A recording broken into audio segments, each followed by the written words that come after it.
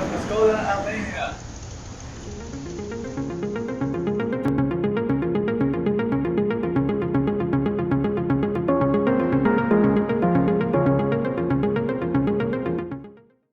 We've just arrived in Albania, and our first town is a town called Shkoder, which we're going to be exploring over the next couple of days. We've already been to the place that fascinates Danny the most, and Danny, do you want to tell us about it? The former communist prison museum. The Site of Witness and Memory is a site of remembrance in Albania which commemorates the victims of the communist regime in Shkodra. In a past life, the building has been a college for training parish priests, but in 1946 the building was confiscated by communists and officially made into a local branch of the Ministry of Interior. In reality, it became an institution where suspects were interrogated, tortured, and abused. The museum houses general information about the communist persecution in Shkodra, permanent exhibitions of objects and documents, and most viscerally, the original holding cells where prisoners were kept and tortured. The red-painted corridor represents the often bloody and violent torments of the people who were brought into the building. The mission of the museum is to create a collective memory of this recent past and be a place of education to the younger generation who didn't live through these times, so they have a keen awareness of the past, so it never gets repeated. Visiting this place is a sobering experience, but so important for gaining a little understanding of what Albania has been through.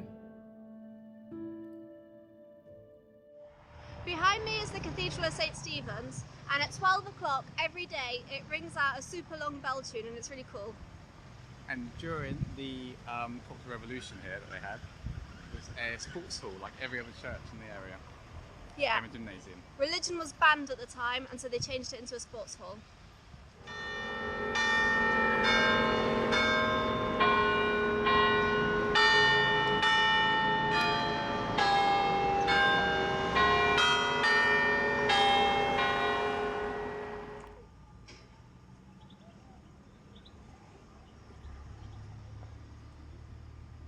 If there's two things we've learnt about Albania so far, it's these.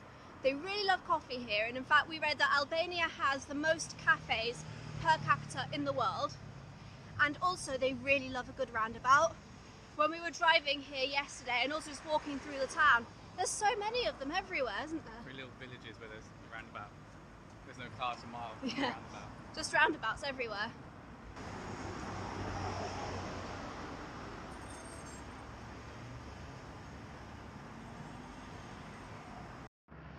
So we just stopped to get a drink at a little local cafe in this area that we're in now, walking up to the castle, and we met the owner called Bruno, and he gave us a tour of his cafe and showed us, Family, pictures.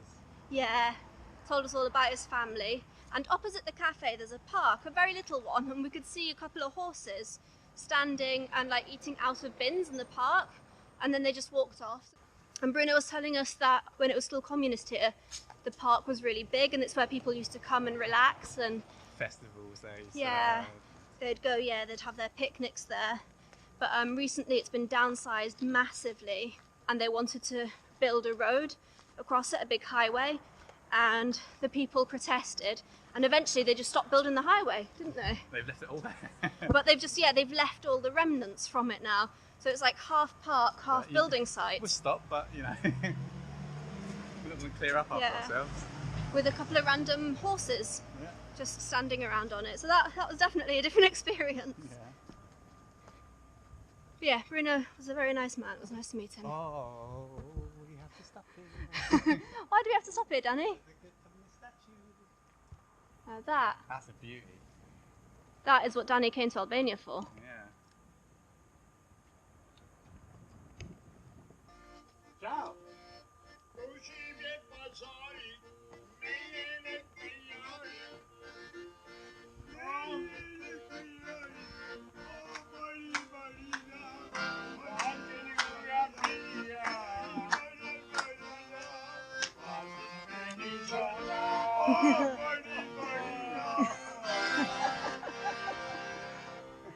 Ciao. Yes, over here. Yes,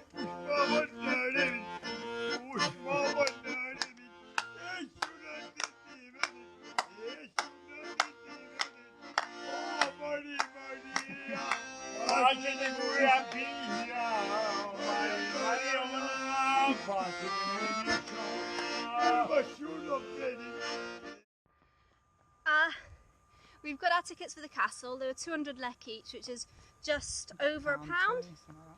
And so now we're going to go up and have a look at the castle. I'm loving it here. Can I just draw your attention to what I found in the rocks? Yeah, there's about 50 goats up there. Mountain goats. Who put those goats up there? How did they get there? Are they wild? I've got so many questions about these goats. I love it.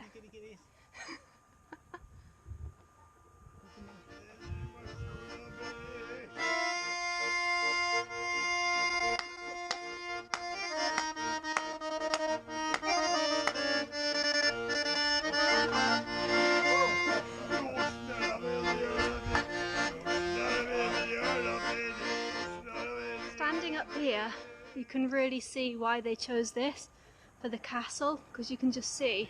They chose it for the view. For the view, yeah.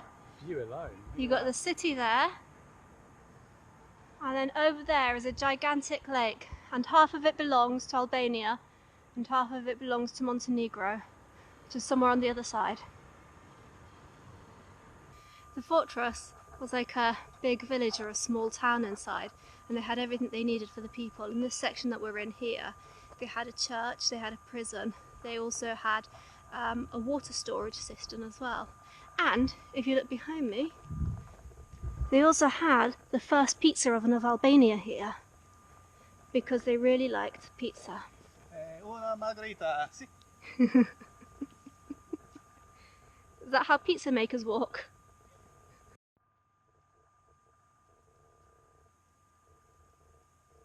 I think what's going on here is that they're employing the goats to keep the grass short in the castle. That, or they're here as tourists in a massive tour group, and actually they've got a bus waiting for them at the bottom of the castle. It's probably that.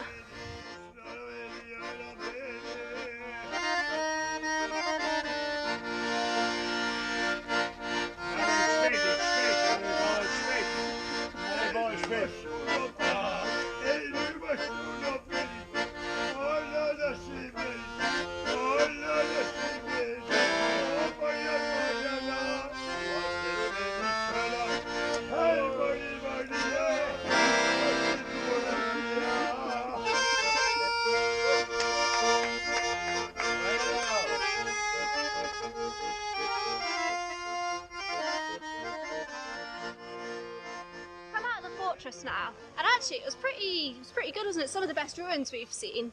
Yeah, it was good. Yeah, they've been really good. And when we were coming up, we spotted an interesting looking building which looked like an old mosque from up here, so we're just going to follow that path down and go and see if we can find out any more about it. Okay, so this is it. We're just trying to work out whether it's still working or not. The door is open.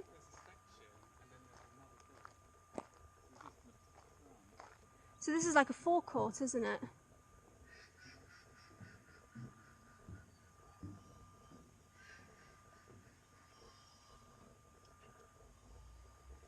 Ah.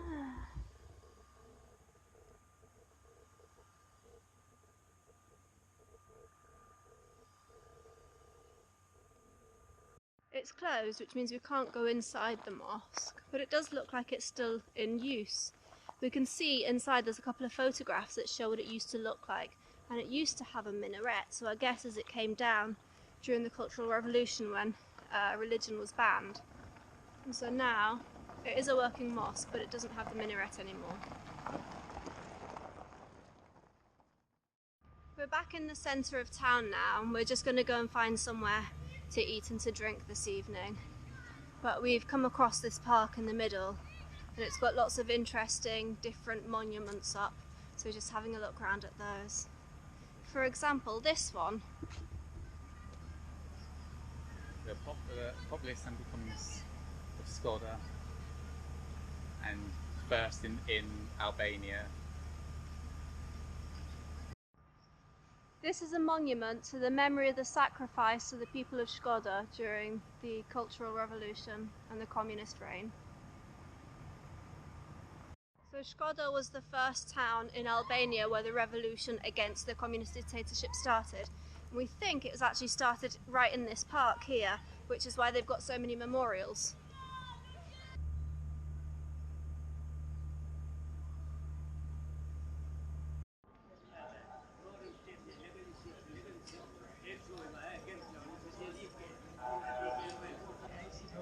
This morning we're heading over to Lake Shkoder, which is the lake that we saw from the castle yesterday.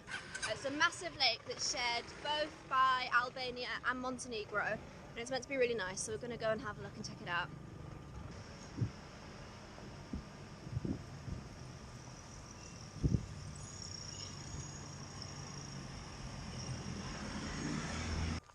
We've been walking for about 45 minutes now, which means we're getting close. We're nearly at the lake. We've definitely come out of the main bit of the town. It's quite rural out here, isn't there? There's people who've got like horses and cows and chickens and stuff in their back gardens. It's a nice day and we're surrounded by the mountains, so it's all good.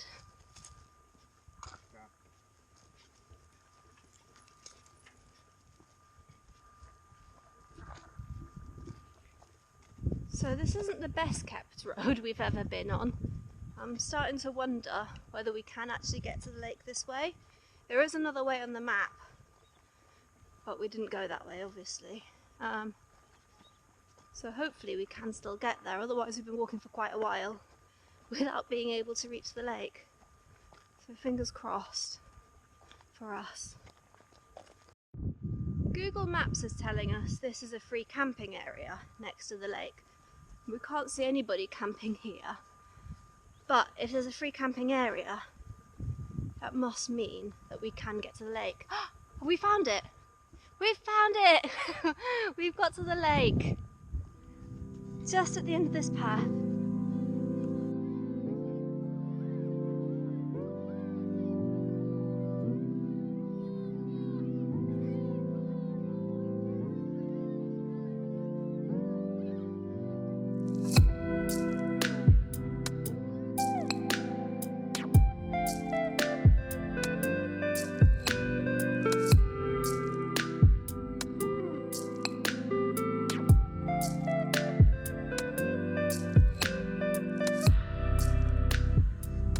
Super peaceful spot. There's like nobody else around apart from the cows and the lady who's herding the cows. And it's really green and pretty, and the lake's really nice, and we can see Montenegro on the other side. Somewhere over there. And so we've had a little chill and a little sit, and now we're going to head back into town. We're walking back through the town now, and we're on the road, or the motorway that never happened here. So you can see they've done most of the work. Like if you look behind me, there's lanes and stuff, but they just never finished it. So the only people here are us and a couple of cyclists.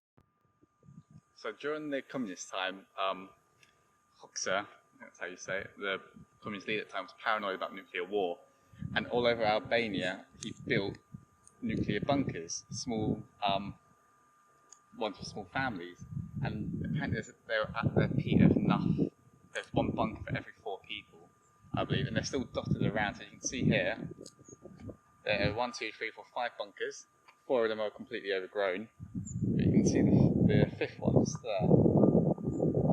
It's still exposed, and they're dotted everywhere. You can see them all over the area. We will start finding some evidence to investigate. So this statue here was erected in the centre of town initially, and it was eventually moved once communism collapsed here to this roundabout. Not sure why, but it's representative of the 5 heroes of Albania, 5 war heroes. Can we get a coffee and look at the statue? We can. We've had something to eat now, and we're just going to stroll through the old town before we head back to our hostel and relax for the rest of the evening, because tomorrow we've got quite a big day planned. So we're just going to take it quite easy from now on. But I wanted to show you the old town because it's really pretty.